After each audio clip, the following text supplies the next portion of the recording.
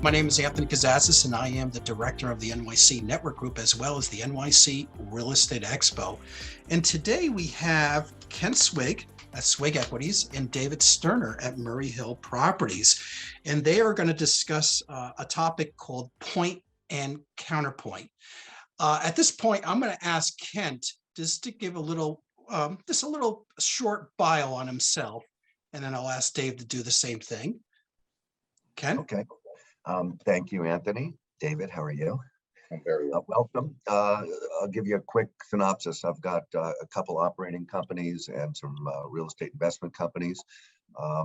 One is Swig Equities, which is owner-developer of commercial and residential properties. I'm also fortunate to be able to have some operating companies, Brown Harris Stevens, Holstead Property, and Helmsley Spear, as well as a new cryptocurrency company, which will be filing with the SEC over the next 30 days or less, called Dignity Gold. So it keeps me busy and on my toes, so I can try to be able to keep up with David Sturner here. Thank you for the intro, Kent. It's David. My name is David Sturner. I'm the president and CEO of MHP Real Estate Services, which is an operating company operated by Murray Hill Properties and Banyan Street Capital, a group that bought that operating company 4 years ago. And they are now stationed in New York, and we are predominantly a commercial office landlord, although we see an opportunity to pivot. And I think that's kind of the conversation we're going to have today, aren't we, Kent? So David, are you point or counterpoint here? Oh, I'm definitely counterpoint. Your point. Anyway, so this is great, Anthony. It's wonderful to be able to participate, and whoever else is on, welcome. So we're going to talk about, I guess, about the commercial real estate market today, and where we are in the marketplace, and if in fact, David, if in fact that the real estate market has made a very significant change to the way commercial offices work and function, and is that still a viable option? And there are multi-tiers, whether it's A, B, C, D, and we're talking about Manhattan. So why don't we start out with where you think the marketplace is, and we'll both join in and continue to chat. Happy to do it. Well, it's interesting. In March of 2020, my firm, saw an opportunity. We were slowing down on the brokerage arm of our business. It really was just an extra thought that we put on to this firm when we were operating about 6 or 7 million square feet of B plus commercial office. This is what we've done for almost 50 years, is add value to the commercial B and C class properties. This is why I have such fear for that class right now. Over the last 7 to 10 years, we have upgraded to more of an A minus, B plus profile of building. And although I would tell you we were searching for the last 5 years, we were either fortunate or unfortunate enough not to buy anything over the last 4 or 5 years because we just couldn't make sense of pricing. What I think is a fundamental shift, and I said it in, I think it was April or May, right when the pandemic started, I was the most concerned, whereas everyone else was, New York comes back first, look what happened after the recession, after 9/11. And I said, guys, those were one-day events, technically. The next day you were recovering. I said, this isn't bad. So when I mentioned that, a lot of people quieted up, but they still thought I was nuts. They thought I was a pessimist. And I'll be honest, my father and I have always been most cockeyed optimists of New York real estate. It's the first to ever come back after any form of economic downturn. It's resilient, is now a gateway city. And what really has changed the most is that it's not family owned anymore. It used to be a lot of families and individuals owning buildings in the 70s and 80s. It's now institutional. And I think that's the saving grace for New York City, is that there's so much deep pocket money, they're not walking away from their buildings. Now, to say that is, there is a flight to quality. And I think the A properties, if they do the proper enhancements to their property, they're going to do quite well. But there's a contraction that has to happen. And I think the contraction is where I had the biggest argument with people. I said, listen, it may only be a 10 or 15% contraction on commercial office needs. I said, but in a city of 550 million square feet, that's 50 plus million square feet of contraction that has to happen. And I do believe it's going to happen mostly in the B and C class properties, where they're just not going to be able to attract tenants. And there are not as many small, mid-sized tenants that used to occupy those. These tenants have now change the way they work. And we can get a little bit more about, who wants to be back in the office and who doesn't. But I think the biggest argument was when I saw Chase and Goldman Sachs saying, we're going to demand everyone be back. And then 6 months later, they were changing their tune a little bit. And I think ultimately the talent is going to make that decision, not necessarily the boss. So look, I happen to agree with you on one part, that for sure, we're in a very unique situation when it comes to employment. And that the employees don't want to go to the office if they don't have to. And for a variety of reasons. One, they don't want to make the commute. Some people are going anywhere from an hour to 3 hours of commute every day, which is time consuming and very expensive. Two, they have to get dressed and spend money on clothing. They have to spend money on their lunches, and they have to spend money potentially on childcare and or somebody to watch over, whether it's dogs or whatever, animals, etc. And people have found that they're willing to give up a portion of their salaries in order not to work in the office. So, and for the first time in a long, long time, we actually have a shortage of workers that are available to go to work. And that is on every single level, all the way from the top of the food chain, all the way down to, the lowest paying jobs. And that has become an issue. And I agree with that. And the question, I guess, really for the real estate community, for us, is that a permanent situation? Is that temporary? Because my view is that efficiency, productivity, creativity are all sacrificed by not being in the office. So if you're going to say, I'm going to not be in 1 day a week, and I'm going to stay home and I'll do all my emails and I'll catch up on all that, I can understand that. But 2-3 days out of the office, I don't think that the work gets done properly, and certainly efficiency and creativity and opportunity are lost in my opinion. But well, I agree. I agree with you for the executive and maybe the lower tier beyond that. But the administrative assistant, the tech worker, the person that literally works behind a computer and doesn't necessarily need to interact is the people we're talking about. The people that you just described, that their quality of life got better and they're willing to give up money to gain that quality of life. That's meaningful. And go further, as you just suggested, they're saving money on commute, on clothes, on childcare, everything. So that's still a third or more of the workforce. And if I read the articles correctly that I just read, they're now doing more polls where 55% of people do not want to come back. I saw an article from two of the biggest. Who wants to go to work if they don't have to? I mean, again, for a certain level of employee, and I'm not suggesting that they're right or wrong. It just works better for them. And I tell you, I see a change and a shift in the people that I know are in that business. I saw two articles. One was from very smart people at SL Green, Steve Durrell's. He was cockeyed optimist in the first 6 or 8 months of this. And I'm telling you, I read an article just yesterday where he's described a much more troubled situation.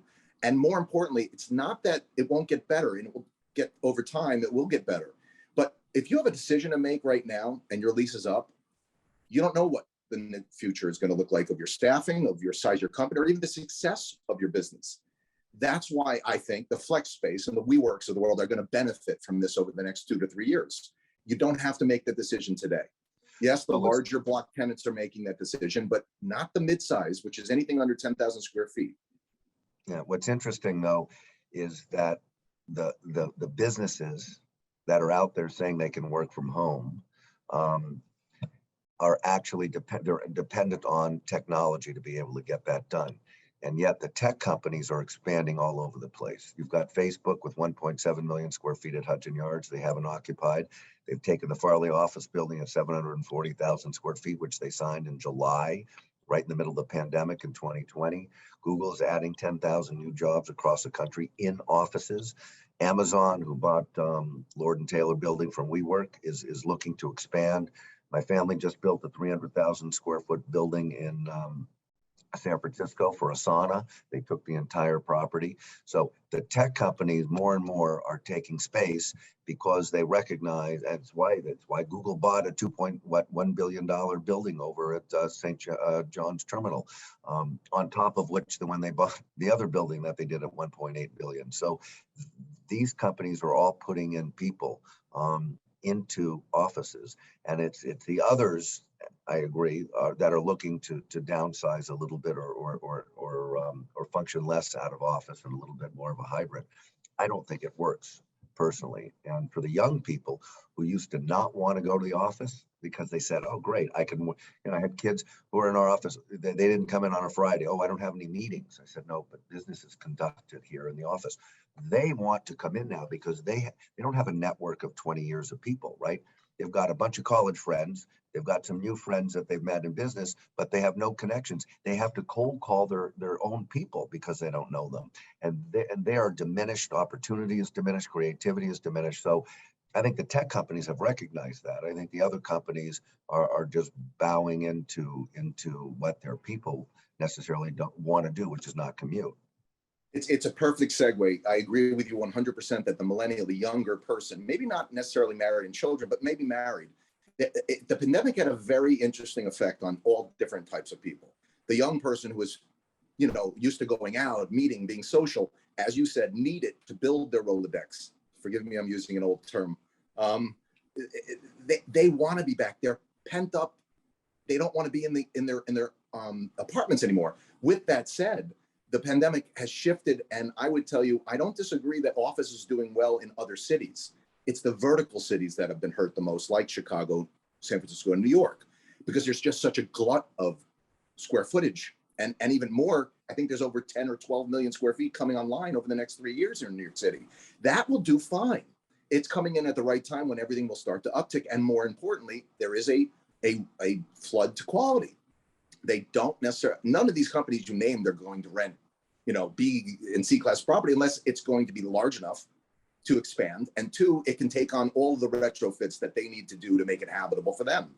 I agree with you that the suburban cities like Miami, Austin, all of those are flourishing now, but it will be more painful to the large vertical cities. But with that said, what's been an uptick is residential.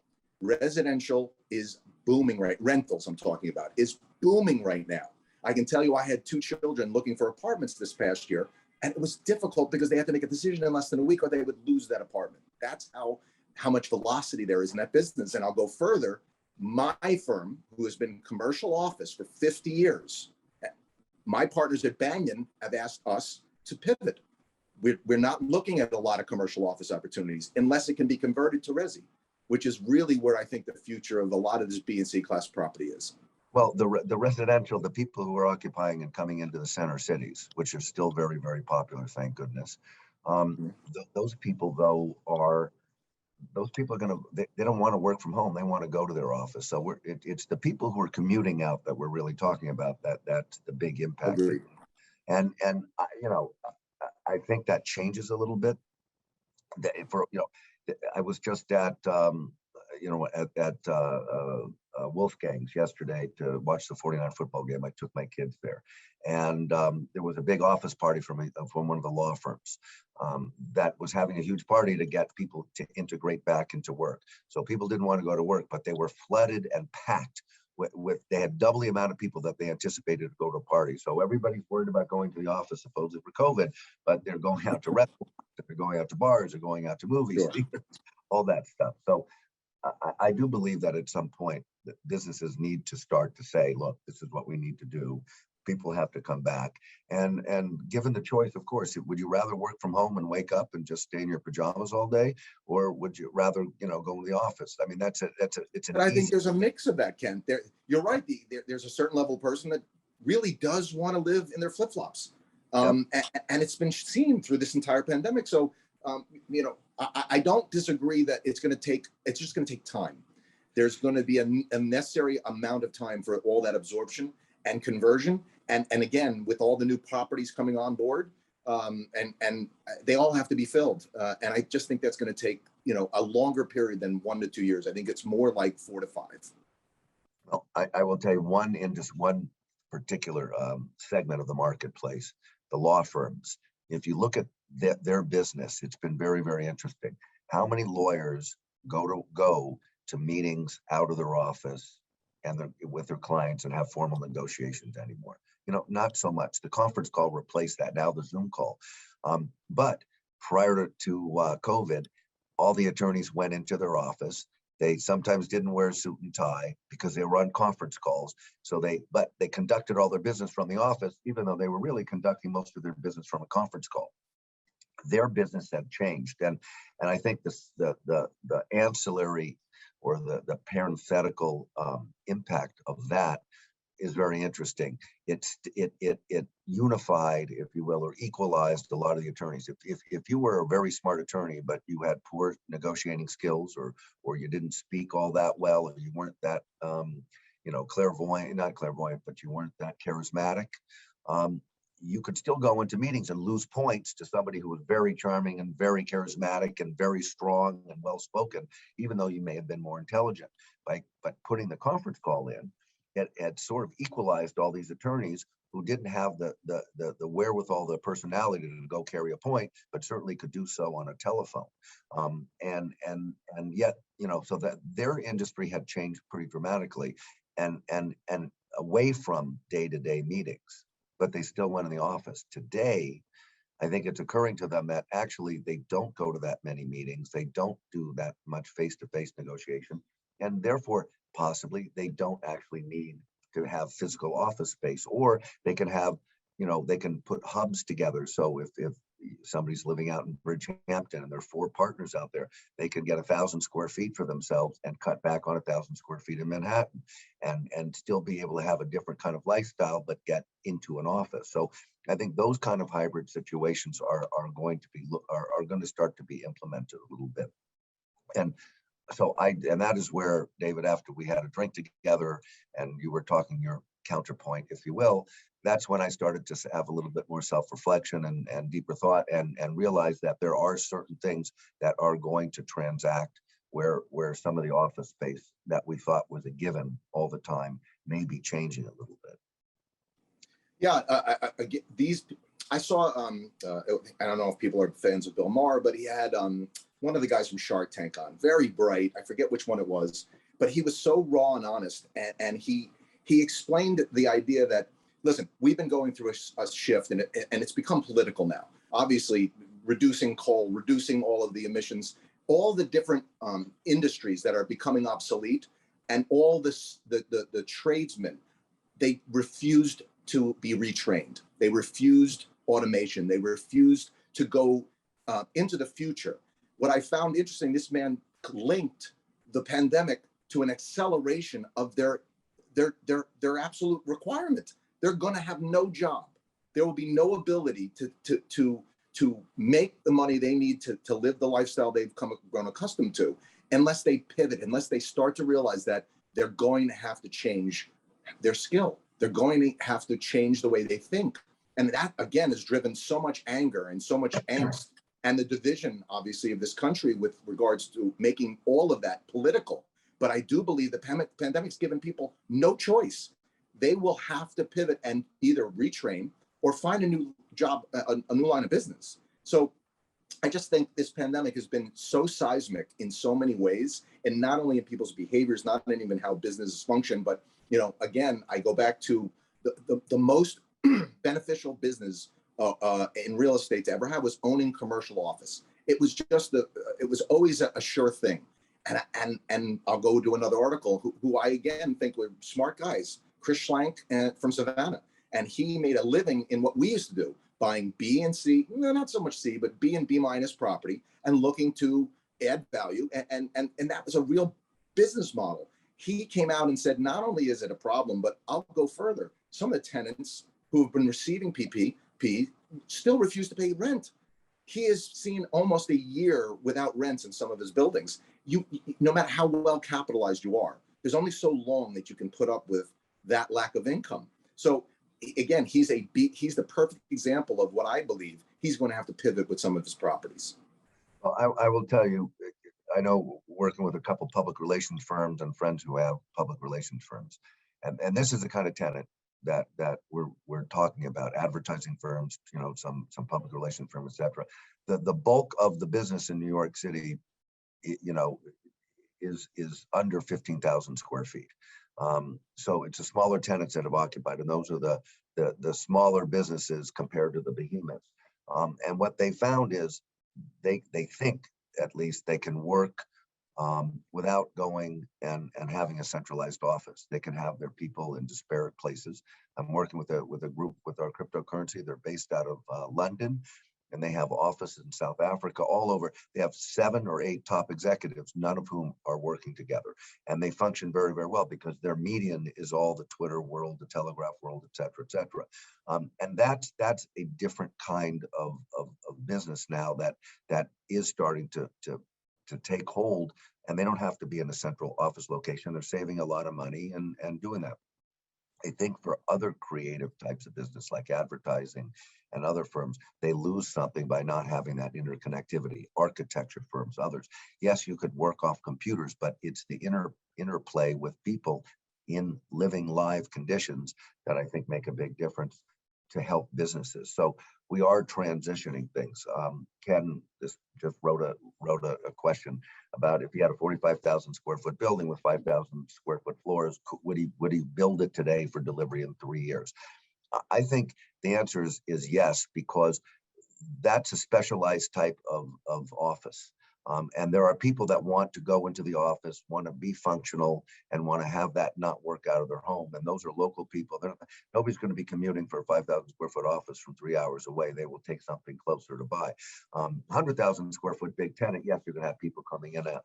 So I think those kind of office spaces that are going to be very, very tightly servicing a niche are going to be good.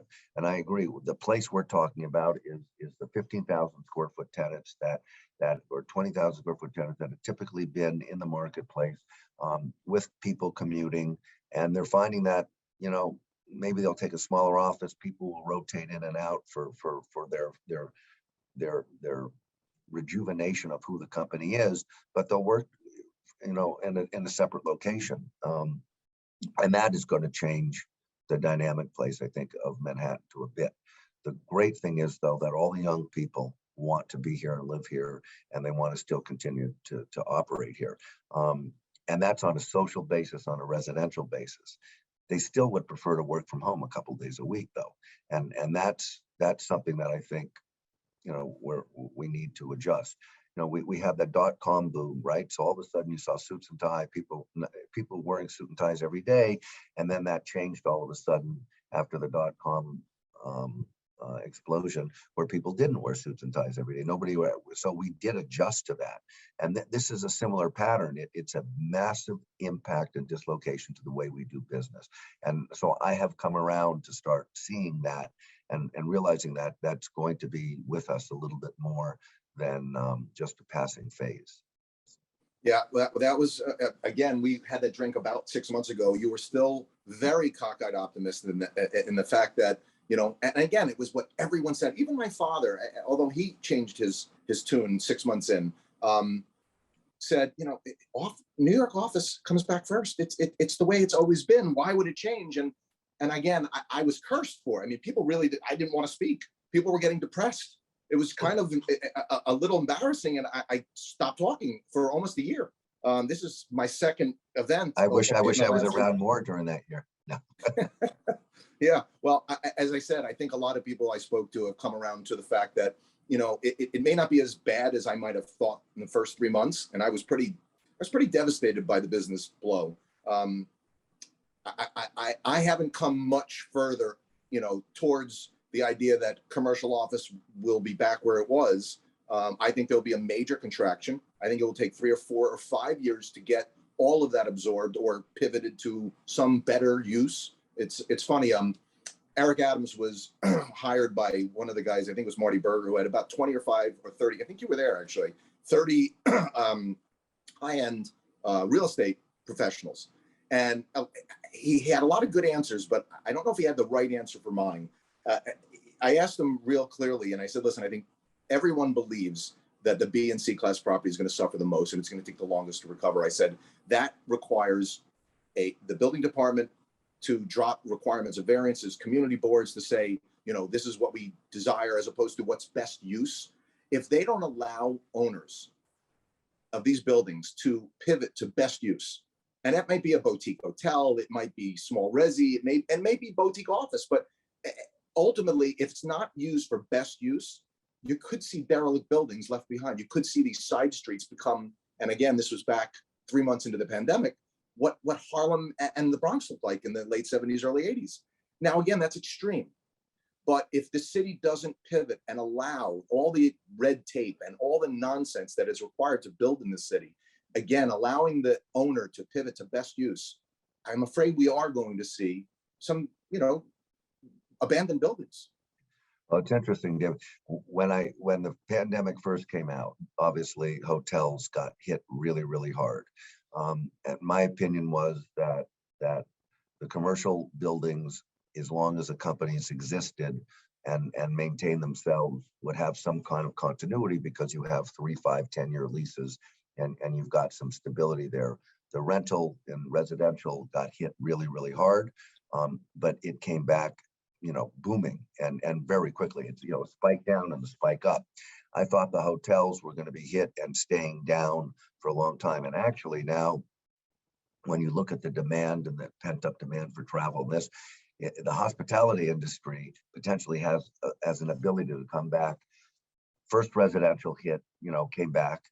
But now the hospitality industry, I think, is there and coming back higher and faster than the commercial, which I was at the beginning of the pandemic thinking would never happen. So the last leg of this is really the commercial, and it's going to be the last to really fully come back, which I thought would have been the opposite of that. So it is eye-opening in the way we're looking at things, and it is shocking to see how quickly that the employment mentality in this country shifted and just doesn't want to go to work in an office. I mean, it was something that I think really surprised many people, and certainly me. Industry, not so much you were there early, but it took hold in a very powerful way. Going back to what you described as the hotel business, and a lot of people don't know, but we were building the Dream Hotel in Times Square. We pivoted about 3 years ago to the Margaritaville. And it's interesting, we are at least 2.5 years behind. And if we were on time, we would have opened prior to the pandemic and most likely would have lost the property. It just opened in August. It is packed to the gills. Yeah. They have events there at least twice a week. They had an NFT week-long event there where 90% of the rooms were rented, and they had various events throughout the space. It's really a cool space, and the reason I mention it is I think the select service type hotels are going to take a long time, if not just end here. The luxury hotels, and again, it doesn't have to be high end. Margaritaville is not more than I think $280 to $300 an ADR, average daily rate. But it has an outdoor pool cabana system. It has 5 bars. It has 2 rooftop areas, all outdoor, by the way. And I think that is, again, why certain hotels will do better and very quickly, because there is so much pent up demand. But where I think some of the select service side street, bargain hotels, some of them will do well, but they're really going to have to change, somehow add outdoor spaces, amenities, even do something with the rooftops. And that goes the same to commercial office. The offices will have to really rethink what the client's going to want to come back. And these are the things that are going to have to be thought through on anyone coming into an older, B or B- class property into the city. The same in the residential too. If you look at what in residentially, people are looking at more, certainly outdoor spaces and super high demand, and also an interior office or some kind of office place at home, because and a kitchen that's a little bit larger than typical, because the lifestyle started to change. I don't know if that stays and takes hold, but certainly people working from home is going to be a factor no matter what. People, even if they are going to the office a lot, they want the ability to work from home. So having a home office, or having, some of the dead space that we all thought in these downtown buildings that converted to residential, what are they ever going to do with the space? Those spaces are now in high demand because people they want to go to a place that's separate from just their living room to go work. So if it's a niche or an alcove or even a room, that's a big thing. So the impact of COVID has changed, throughout completely. We're looking at a couple residential buildings now, and instead of just putting in a wine bar, one of the wine refrigerators, we've got growing refrigerators, for vegetables. And that's something that's unique. I think it's because that way people they can grow some of their own fresh vegetables. They don't have to go out, and they just have an alternative use for things. So I think there's a whole host of new things that have come across. It's funny that you mentioned that. That was a big thing right before the pandemic, these converting roofs to farms. Right. I think that's going to be a huge, a big uptick in that business over the next 2 or 3 years, for the very reason you just described. It allows you to do things on a more personal level. You don't necessarily, it adds to going outdoors. I don't know if you put enough free time to people that can go and garden themselves. I'm not exactly sure the interaction of it, but I think the idea of having them is instrumental in, again, implementing being outdoors more, being more comfortable coming into the office, allowing and offering up something more than sit at your office for 9 hours a day, go get your lunch, come back. Those days are gone. They just are. Well, I could tell you in New Jersey, there are a couple of residential projects that have taken their roof and divided it up into areas. They all have a little outdoor shower, a little mini kitchen, and gardens. So you live in one floor, but you can go up to the roof, and you can rent or buy, depending if it's a condo, outdoor space and use it, which is detached, right?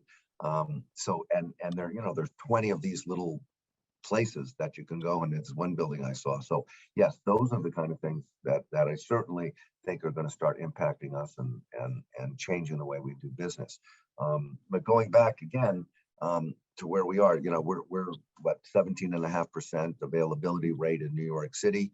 Downtown is over 21% right now, and that's hit a number that's a little bit alarming, frankly. And from my point of view, what I would like to see the owners of businesses do is insist on people coming back 3-4 days a week. I know Fried Frank, for instance, has just put in a plan. They had a November plan, December plan, January, February, to bring people back to work. So it starts with 1 or 2 days, goes to 3 to 4 days, then it goes to 3 to 5 days.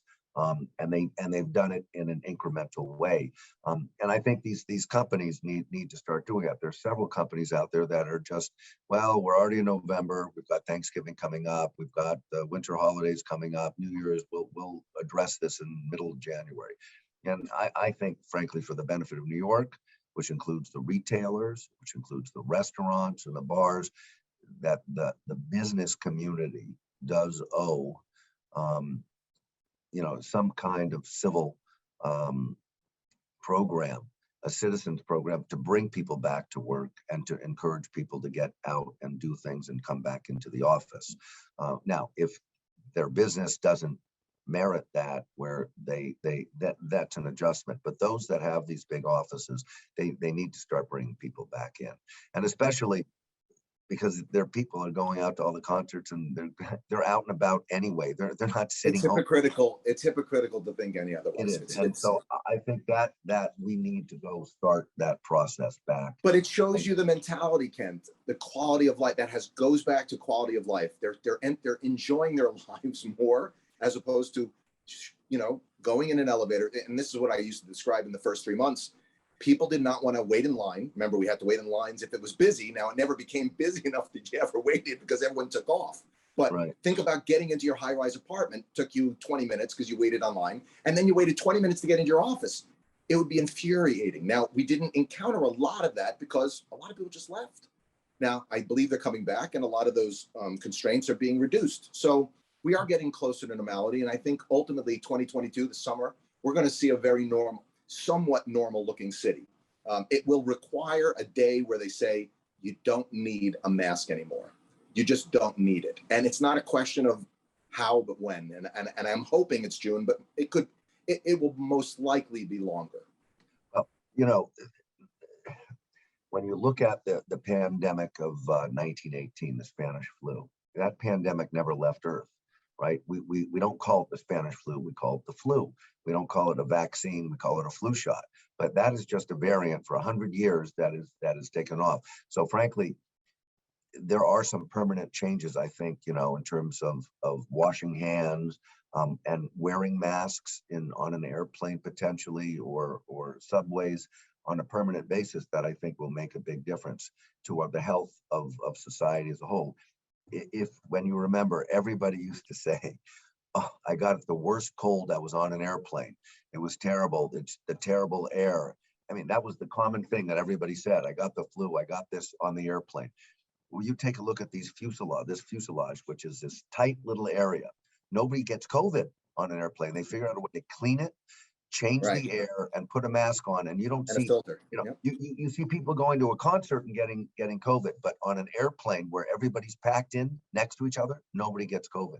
Because, and it's not because you have to go domestically, they're not taking COVID tests and all that. No, it's because they figured out how to change the air, sanitize the plane, and wearing masks. So I think some parts of the COVID, no, I'm just saying some parts of our society are going to be permanently adjusted, and fall mask wearing or winter mask wearing in certain areas, I think is going to be something that actually is a benefit to us, because we will reduce the amount of people who get sick from flu or other things. We've just accepted that 35,000 to 68,000 Americans die of the flu.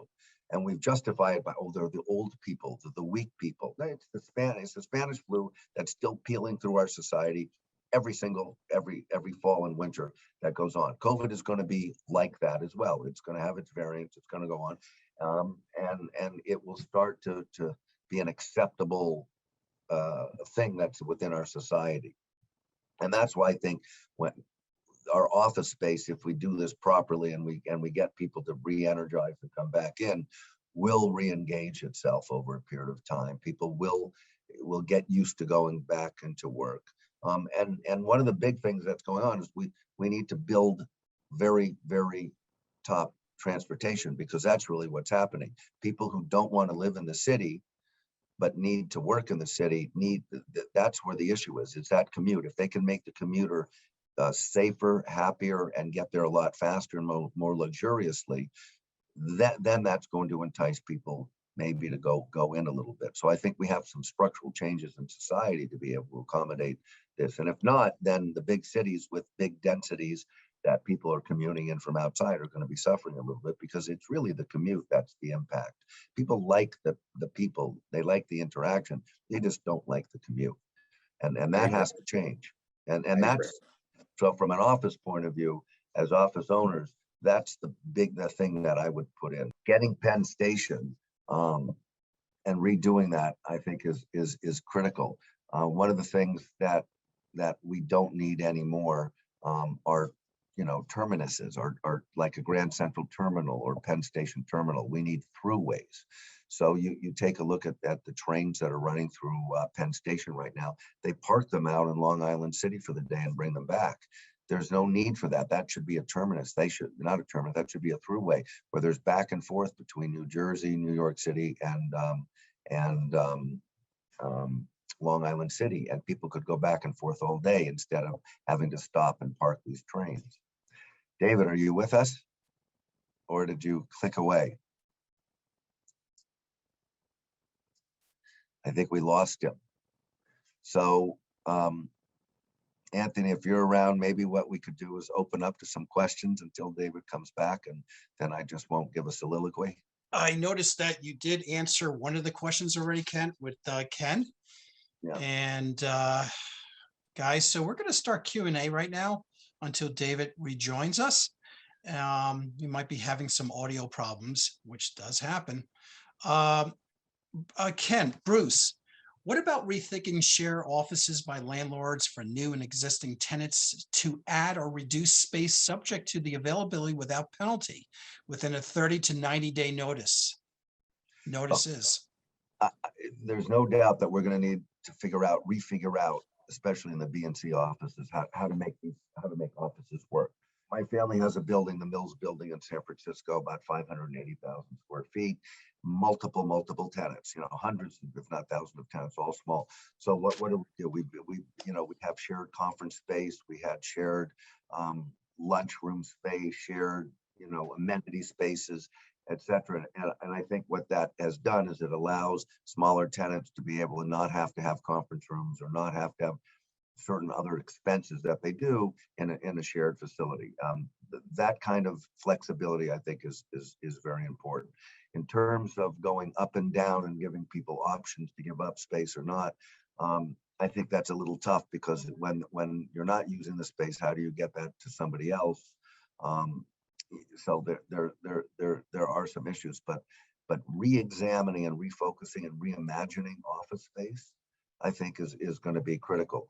I will tell you, at the same time, my family, we have about 10 million square feet of space around the country. We did, between March of 2000 and November of 2000, right in the middle of COVID and prior to the vaccine coming out, we did almost $2.1 billion of financing, all at below 2.6% 10-year money. If in the greatest times in the world, I didn't think we could ever do something like that. But that was like the Grace Building, 1411 Broadway, 5300 Wilshire Boulevard or 6300 rather, in Los Angeles. Big, great office space that was there. But it's so there's a flight to capital, and that high-end marketplace for big tenants. They're there, and they're continuing to pay the rent. It's all the other tenants that are there that we're hurting, and that's where flexibility has to come in, and re-examining, as David said, outdoor space and other types of amenity space to encourage people to work there, get more but pay a little bit less.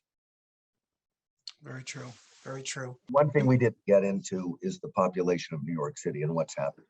This thing everybody said is everybody's moving down to Florida, where of course COVID didn't exist according to their governor. Untrue.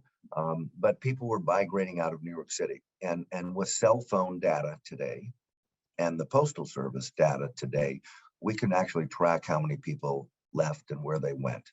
So about 250,000 people were dislocated, if you will, during COVID at this time. 125,000 of those people were in the restaurant, bar business, and hospitality industry. Those jobs are coming back into New York. As restaurants open back up, as hotels open back up, those jobs will come back. The actual people who left may not be the same people who take the new jobs, right? Because there was that's a serious dislocation. The people the hotels all closed. And so job A may not be filled by person A who had that job. It may be by another person, but those people will come back and those jobs will be here. Then there's another 125,000 people that temporarily dislocated, that moved out, or some people may say permanently. Of those people, most of them all were within a 2.5-hour drive of New York City. So those are people that either had a second home or chose to go out and rent a home, or just to go out, from whatever reason. And this is out of 8.6 million people. It's not that significant. And those are the people that we can track also. They're coming back. They maintain their residence here. They moved out more on a temporary basis out of fear and lack of knowledge of what was going on with COVID, which is rightly so. I'm one of those people. I moved out for 6 months and I was concerned. I moved back in September, and I've been in the office since September 2020 every single day. And we've got vaccine policies, et cetera here. So I think that one of the questions that people may have had is just, what does happen with the population, and where are they coming back, and will they stay here? And I would say that's a resounding yes. And if you look at the census, which was taken in April 2020, April, May, and June was really the heart of the census. That's when the people weren't here. And if you looked, decade over decade, the population in New York City grew considerably. by 250, 300,000 people, even during that dislocation. So that was quite interesting to look at. David, you're sideways and back. So Ken, I've just given you the perfect example why technology will not be the future of But office space. David, you're sideways. You're still sideways, Dave. You have Dave, to just put yourself. tilt yourself a little bit. Yeah. This was the perfect example of why it will never take over face-to-face meetings. Can I tell you? And it's true. It is interesting. I mean that it happened, but can I tell you? Yes, that is true in there. And Man, too much comedy. So one of the things that we're talking about also is just the population. I don't know if you heard what you were there, was talking about the population that had potentially moved out and actually had come back. There was about 125,000 jobs, which were typically retail, restaurant, and hotels, which will come back. Not the same people necessarily, but the jobs will be back.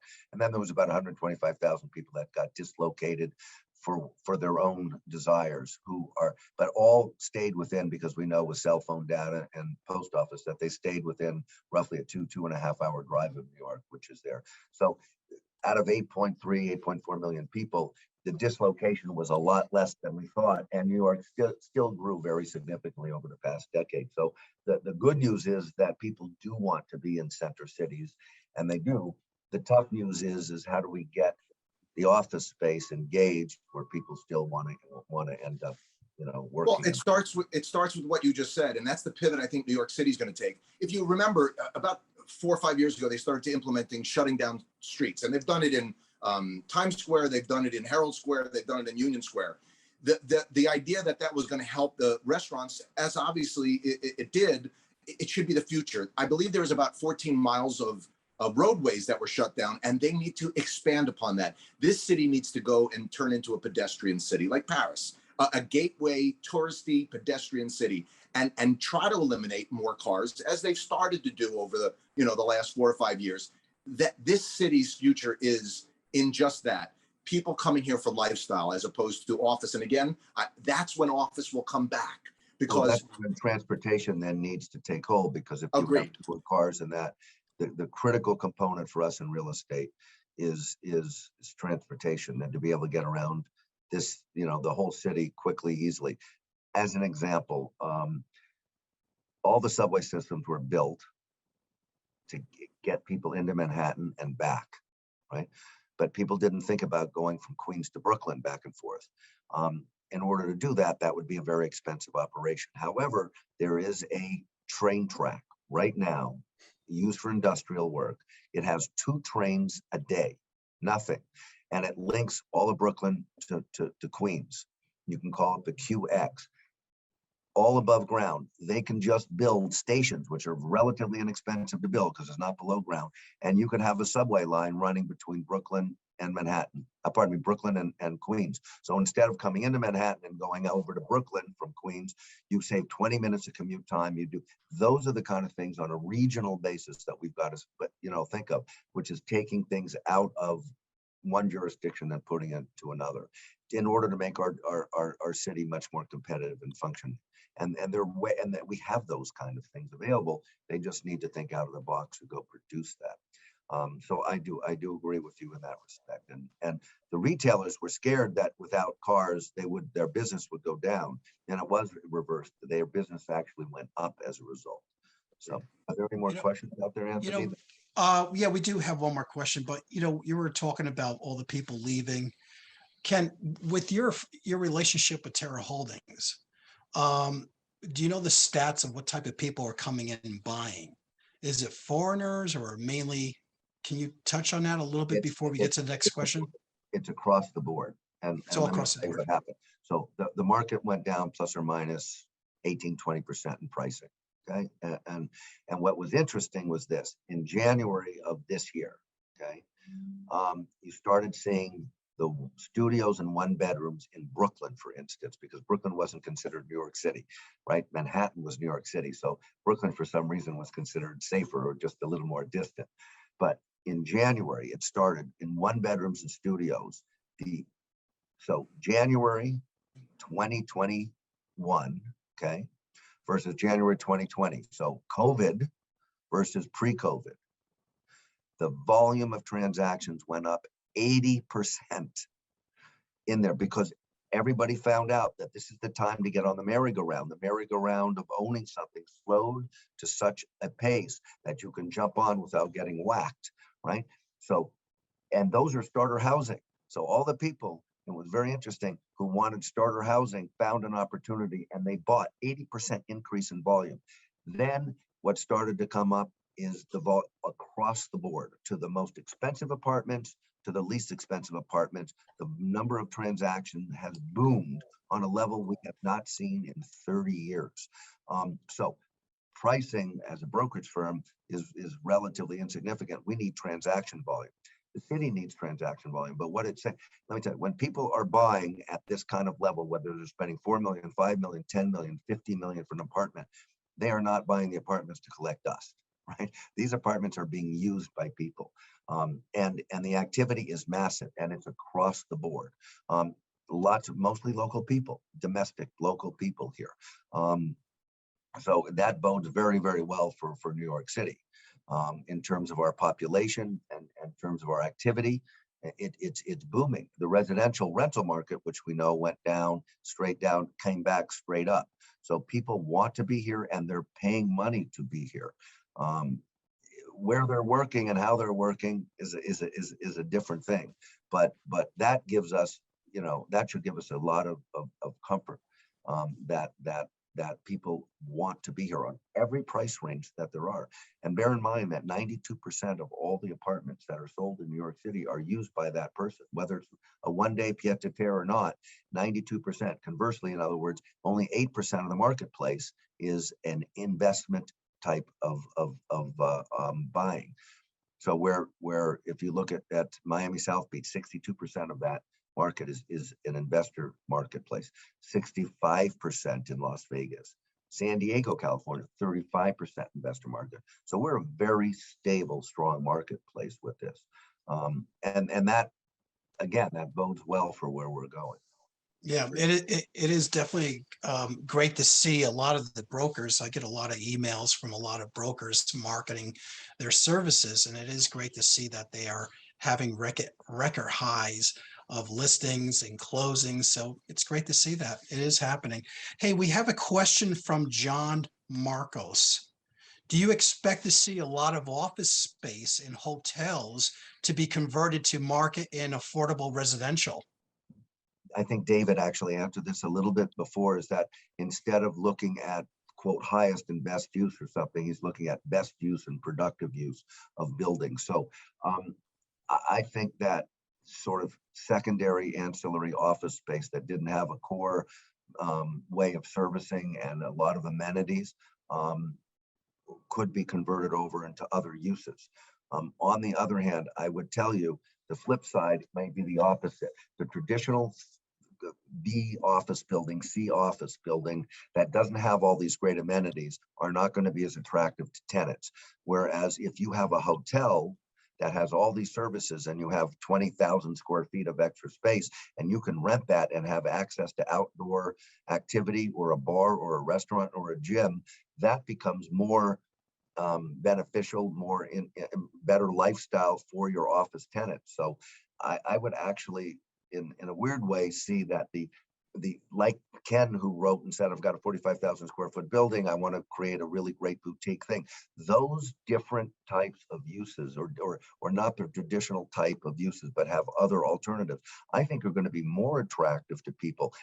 It's not going to service a huge tenant, but these are the smaller tenants that don't need, they want uniqueness and they want flexibility and they want other things. So I actually think that for those people that have offices, then they can have their staff who live outside come in and stay in a hotel for 2 days a week and go into the office and then work from home 3 days a week. That kind of flexibility actually may be more attractive into the marketplace than what at first glance you're saying, gee, no, that doesn't work anymore. Things would be converted residential. I think it's those kind of things that are much more attractive to certain types of tenants. I don't know, David, you're. I agree with you. I don't think the hotels, it's a very costly, even though you envision hotels and resi the same, they're not. Kitchens are different. They're different layouts. They're larger, and they're not always efficient as some hotel select service can be. Ultimately, I think those hotels will do fine if they pivot to more service oriented, having the rooftop, having a light serve food. If you don't have those hotels on the side streets and the lower end hotels, they're not going to do well, and they'll need to convert to maybe affordable housing split with some other form or version of experiential.